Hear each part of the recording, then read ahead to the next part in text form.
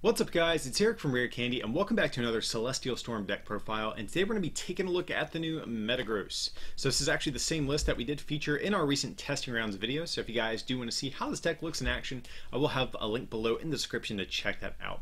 And something just to keep in mind if you guys are unfamiliar with those testing rounds videos, they usually feature kind of our early unrefined list to begin testing from, so that means there might be a few things we could potentially improve upon or change. So just something to keep in mind as we do go through this deck. So Metagross, I think actually one of the better non-GX Pokemon that we got out of Celestial Storm, so I knew I wanted to try this guy out and see what we can make happen with it. So let's take a look at the deck.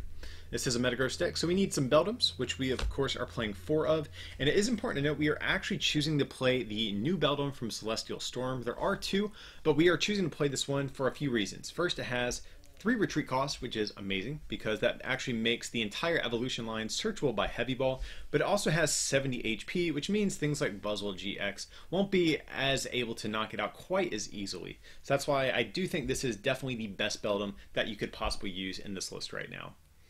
We are also playing, of course, 2 copies of Metang for a similar reason. This is the new one, not the old one from Guardians Rising. We're playing it, of course, because it has 3 retreat costs, 90 HP, and the attack is better than the one from the one in Guardians Rising. And then, of course, the main attacker of the deck, we have 4 copies of Metagross. So Metagross is a new 170 HP non-GX Stage 2. This guy is an absolute tank, which is very appropriate given how Metagross is a metal Pokemon, I guess. Also 4 retreat costs, which means Metagross is searchable by Heavy Ball, like I already mentioned. But really the reason why we're even making a deck around this guy is because of its ability.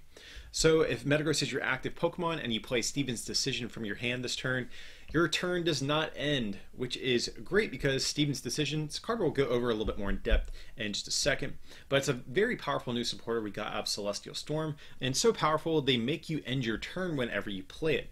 So the fact that you don't have to with this 170 HP one prize attacker is insane. So that's why we're even exploring this deck at all. Yeah, the ability is great, and the attack is half decent as well. For just a single metal energy, you do 60, and next turn you do 60 more. So in total, you can do 180, or with a choice band, you can even bump that up to 210 between the 2 turns. So the attack is okay, but like I said, really the reason that makes Metagross playable is for the ability that it has. And even though we are playing 4 of this Metagross, we are actually still playing 1 copy of Metagross GX as well, all the way back from Guardians Rising. So Metagross GX is not our main attacker, unlike previous Metagross decks we've had in the past. We're using it mainly just for its ability Geotech system. So once during your turn, you may attach a basic metal or psychic out of your discard pile to your active, which is really nice because we play a bunch of max potions in this list that make us discard our energy, and so after we burn a max potion, we can actually just use Metagross GX to get that energy right back into play, which is pretty nice. And even though we're not really looking at attacking with Metagross too much, we do have Algorithm GX, which is a really nice GX move. For a single colorless energy, you search your deck for 5 cards, shuffle your deck afterward. So absolutely crazy, especially if your opponent does not end you. This attack is insane. It allows you to get set up very quickly. So that's why we are playing the Metagross, but like I said, mainly for the ability more than anything else. But we are still playing a couple of other support Pokemon. We're playing 1 copy of Celesteela. This is another new card that we got out of Celestial Storm. So it's a 140 HP basic non-GX, has an attack cost of like 5, which is kind of stupid to do 160, but if both players in total have 6 prizes remaining, then you can use this attack for just a single metal energy, which is really nice. So with a choice band, we can hit for 190, knock out things like Buzzwole GX, Ultra Necrozma GX, etc. So just at some point in the mid game, once the total amount of prizes is 6, you have a great little backup attacker you could potentially pivot into that is just a basic. So we're playing this guy. I do think this is kind of a flexible spot in the deck, but it's just something I'm trying out for the moment. Next up, we're playing 1 copy of Kartana GX. This is another Ultra Beast that we have had for a little while now. We're playing it for a couple reasons. The first of which is going to be its ability Slice Off. Whenever you bench Kartana from your hand, you can discard one of your opponent's special energies that they have in play, which is pretty nice. You know, we're playing this Metagross deck, we play max potions and a bunch of ways to deny knockouts, so Kartana kind of goes with that whole theme, and we have access to Blade GX, which is really nice as well. For just a single metal energy, get a prize card. Pretty nice. So that's why we are playing the Kartana here. And then the last of our non-Tapu Lele based support Pokemon is going to be one copy of Dhelmise. So Dhelmise, its ability makes your metal Pokemon's attacks do 10 more damage to your opponent's active. And the reason we're playing this is because with a Metagross, you're going to be able to do, 90 damage base, and then 100 with Dhelmise. And the reason that's important is because against 190 HP basics, like Buzzwole as an example, or Ultra Necrozma as an example, after you've used one Meteor Mash, they are probably going to retreat, and so you won't be able to actually Guzma them up and take a knockout with another Meteor Mash, which is unfortunate. You need the extra 10 damage to get over that 190 HP hump, which is kind of a pain. If all of the basic GXs in format only had 180, you could safely cut Dhelmise, but because we have some 190 HP basics, I think the card is actually probably a little necessary. And then just to round out the Pokemon line, 2 copies of Tapu Lele GX just to grab supporters out of our deck, of course. So going on to the rest of the list here, I guess let's start with our supporters here. Let me grab them. So the first of which is, of course, going to be the kind of like the heart and soul of the deck. That is going to be 4 copies of Steven's Decision here. It's the card I mentioned earlier, but it's a new supporter from Celestial Storm. You get to search your deck for any 3 cards, and then your turn ends, unless you're Metagross, of course, which is really nice. So every turn we can use Steven's Decision to grab ourselves probably Steven's Decision for next turn, then probably like a Max Potion and like another evolution piece to start building another Metagross. So this is like an absolutely crazy form of search if you don't have to end your turn, which is why this card is so nice. And then next up we are playing 3 copies of Cynthia and 3 copies of N. These are going to be our shuffle draw options we have in the deck, especially in the early game. Before we get Metagross in play, we usually need some other supporters to get set up. And even in the late game too, sometimes you don't even need Steven's Decision if you already have pretty much everything you need in hand. Sometimes just playing an N and punishing your opponent can be a little bit better. But like I said, it's more so for the early game to ensure that you can get your Metagross set up. Then we're playing 2 copies of Guzma, which might actually seem a little bit low, and it kind of is, but the reason for it is because we actually really can't make great use of Guzma in this deck. Metagross, for example, every time you leave the active spot, the 60 damage boost that you're going to receive next turn actually resets, which means that Guzma not quite as good as you would like it, but the fact that so many Pokemon in this deck have obnoxious 3 and 4 retreat cost means we kind of have to play the card, which is unfortunate. Otherwise, I would say you could honestly probably just play Counter Catcher. That actually seems like a card worth trying out. I admittedly have not tried it yet, but that is something I would like to explore as well. But that's why, like I'm saying, most of the time we want to play Steven's Decision anyways, and we lose that damage boost, so we're not going to want to play Guzma as much as other decks probably would. And then 1 copy of Bridget just to round out the list.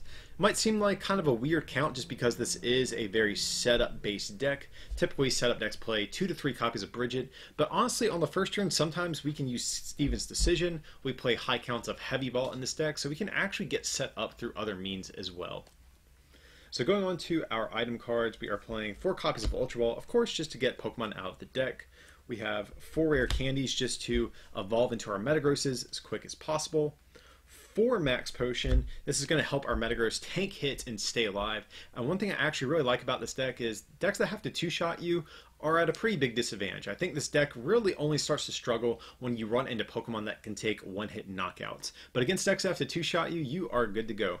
Just Max Potion off that damage, attach a single energy, and keep on doing between, like 100, 120 damage, depending on Choice Band and Dhelmise and things like that. So definitely a very key card in this deck. And then next up we also have 4 copies of Choice Band as well, which might seem like a heavy count, but we really need Choice Band to hit for the right numbers in this deck against like these GXs that we have floating around. So for example, if we don't have Choice Band, we're only going to be hitting for 180 between 2 different turns. So that is not enough to knock out a lot of the popular Pokemon currently in the format. And so we really need Choice Band to get that extra damage boost to be able to knock out Stage 1 GXs and basic GXs with 190 hit points and stuff like that. Next up we have 3 copies of Heavy Ball. So like I mentioned, the entire Metagross line, including the GX, is searchable by Heavy Ball. Celesteela is also searchable by Heavy Ball. So we actually don't even need a high count of Bridget in this deck, like I mentioned, just because we have a very powerful form of search in the form of Heavy Ball. If you guys are unfamiliar with it, you search your deck for Pokemon with 3 retreat cost or more, which is really nice here. And next up we have 2 copies of Floatstone. just to give our Pokemon free retreat. Everything is super clunky and obnoxious as far as their retreat cost goes in this deck, so we definitely need a way to add a little bit more mobility to our board. And then we also have 1 copy of Rescue Stretcher and 1 copy of Pal Pad as a couple of recovery options. Stretcher gets us Pokemon back, and more importantly, Pal Pad gets us supporters back, which means we can actually reuse Steven's Decision throughout the course of a game. And then the very last trainer card we're playing is 1 copy of Parallel City. So Parallel City, just a good card against so many decks, but also it's really good to play the blue side against ourself. What I found myself doing a lot of the time is playing Kartana, playing down Lele, doing all this stuff, and then using the blue side to actually discard my GXs and forcing my opponent to go through all of these 170 HP, Metagrosses that we have that only give up 1 prize. So Parallel City kind of functions 2 different purposes, but I really like it at actually more so clearing our field of GXs that we have. And then to round out the list, guys, we have 2, 4, 6, 7 copies of Metal Energy to round out the list. We only attack for a single Metal Energy, and we have Metagross GX to recycle them if need be, so we really don't need a thick count here. But yeah, guys, that's going to be Metagross. This is actually a very fun deck to play. It oddly reminds me of Sylveon, because every turn you're playing like Sylveon, you're playing a card that is going to get you 3 cards out of your deck. So instead of Magical Ribbon, you're using Steven's Decision, and instead of milling your opponent, you're actually trying to take knockouts. So if you're actually a fan of Sylveon, this is actually a deck I would say try out. It's a lot of fun. But like I said earlier, I think the big downside with Metagross right now is that there's so many Pokemon in the current format that can take one-hit knockouts, and that's really where Metagross struggles. If you can successfully just run into decks that have to 2-shot you, Metagross is fantastic. But for the moment, I actually think this deck might be a little bit poorly positioned, but we'll have to maybe even see how it does after Worlds, maybe once some cards rotate. But nevertheless, definitely a super fun archetype and one that I will keep my eye on. But definitely stay tuned to the channel. We're going to have a ton of Celestial Storm coverage coming over the next several weeks. Also, feel free to like and subscribe, and if you can support this channel by becoming a patron over at patreon.com/rarecandytcg, or by picking up something from our online store at rarecandytcg.com, it would mean a lot. But with that, I appreciate you watching, and we'll see you for the next one.